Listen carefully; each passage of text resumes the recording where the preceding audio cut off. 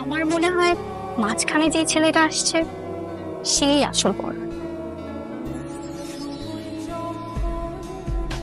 বুঝতে পারছি না, নিতে এসেছি বউ, কিন্তু এভাবে হাত বাড়িয়ে শালীরা দাঁড়িয়ে আছে কেন?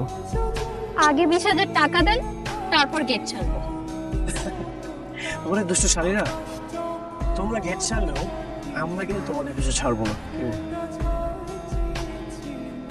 মানে মানে এত কিছু বুঝতে হবে না, 20,000 টাকার অঙ্ক, সেটা নাকি উত্তরটা তো মেলাও, তারপর নয় আমি তোমাদেরকে টাকাটা দেবো। ছেড়ে দিন, এই হিসাব মিলবে না। এই নেন দুলা ভাই, শরবত খান।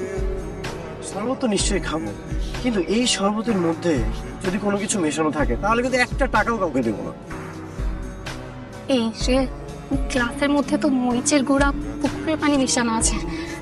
কি ব্যাপার, মুখ থেকে গ্লাসটা সরিয়ে নিলেন যে, খেতে দেবেন না? এটা থাক, আপনি এটা খান। ঠিক আছে, এই শরবত না হয় আমি খাবো। ও, একটা তো প্রবলেম হয়ে গেছে, গাড়ি থেকে নামার সময় আমার এই জুতাটায় ময়লা লেগে গেছে। আপনি একটা কাজ করেন, এই ময়লাটা পরিষ্কার করার ব্যবস্থা করেন। আর তো কিছু জানি না, টাকা ছাড়া আমরা আর কিছু করতে পারবো না। টাকা দেন, তারপর দেখা যাবে। ঠিক আছে, এই যে টাকা, 1,000 টাকা দিচ্ছি, আর 1,000 কাজে দিতে হবে, তারপর আমরা ফিতা কেটে ভিতরে ঢুকবো। আরে কি বলিস তুই? আরে আমার বিয়েতে তুই কেন ফিতা কাটবি?